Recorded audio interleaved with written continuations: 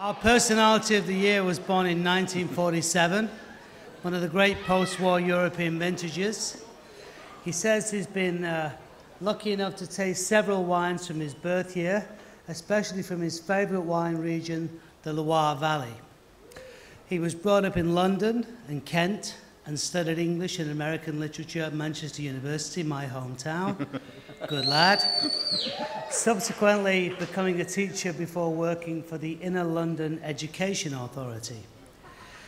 In 1988, he decided on a change of career, turning a passion into a livelihood. His love of wine, he says, was ignited by a visit to Domaine Huet in Vouvray in 1979, starting a love affair with the region, which inspired him to buy a house in Chenonceaux in 1988, an ideal base for visiting producers and vineyards.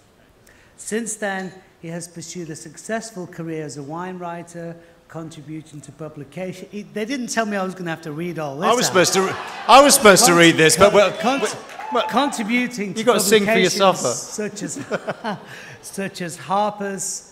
It was a very good year. Off License, News, Wine and Spirit, and Decanter, and since 1991, editing Update, the newsletter of the Circle of Wine Writers.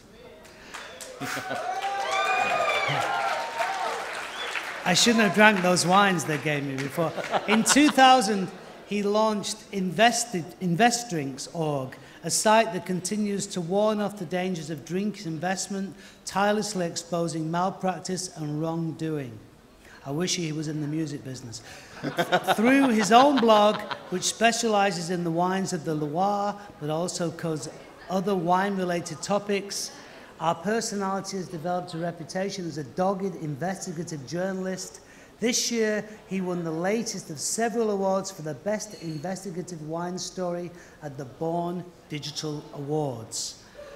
Our recipient is a keen cyclist who has conquered many of the Tour de France's toughest peaks, wow, and once rode for 412 miles with hardly a break, wow. He is also known for his eclectic choice of shirts. I guess you know who he is. He claims to own more than 70 of these, none of which he says proudly cost more than £5.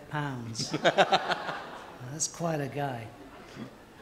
If you haven't already guessed, our personality of the year is the wine writer, investigative journalist, and Loire expert, Jim Budd. Well.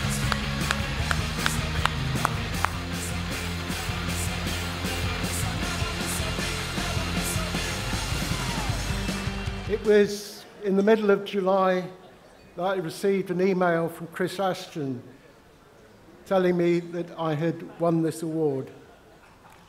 My reaction was first of shock, and then very quickly after that of humility, being humbled that I had won this award. And I remain really shocked and also humbled, but increasingly proud, and particularly proud because I've been chosen by my peers that I greatly respect, Charles, Derek, Oz, Peter, Sam, and Tim. And it's very special to be chosen by people that you admire. My thanks also have to go to my partner, Carol, for all of her support, which is hugely important.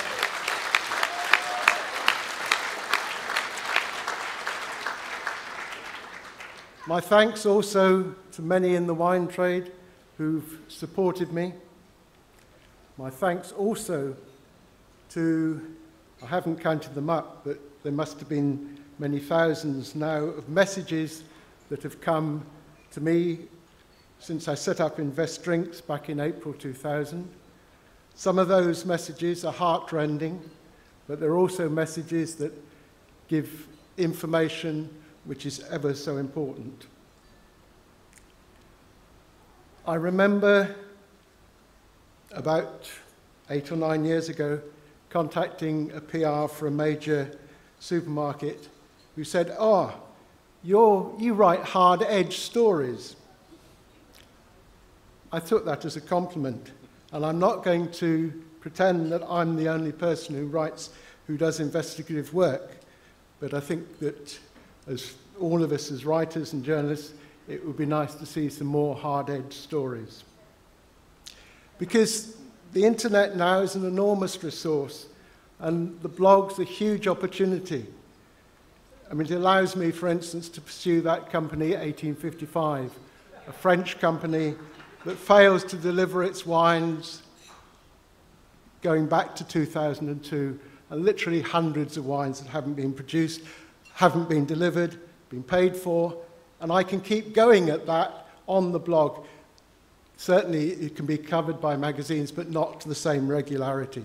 So it's a huge opportunity. We're also faced at the moment by, I think, a pandemic of dubious wine companies. I have never, ever seen so many. And we cannot imagine that the police or the judicial processes will get anything like all of them. There'll be a small number of trials. I spoke recently to somebody at Scotland Yard Fraud Squad who told me that we could spend all of our time, if we were allowed to, on wine investment scams. And lastly, we must never fall into the trap of believing that there isn't, that white-collar fraud, white-collar crime is victimless. It isn't.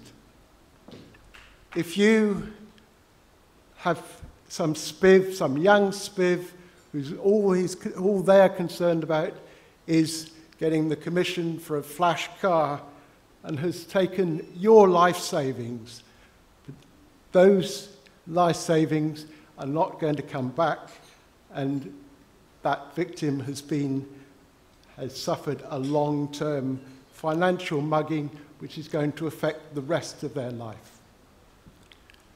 I'd like to conclude by saying thank you very much to everybody again. Thank you. I think you give us a full credit for the shirt. Can we see the shirt? I think we want to see the shirt, don't we? We need to see the shirt. The first outing, and a rare exception, it actually cost 15 quid. All I can say, Jim, is it gives me enormous pleasure and enormously proud to have been given that award. Whether it will lead to people saying, well, would you write something for us? We'll have to see. But, you know, it's a great honour to have that award. And as I say, a particular honour that it's an award that was given by the judges that, you know, I have enormous respect for all of them.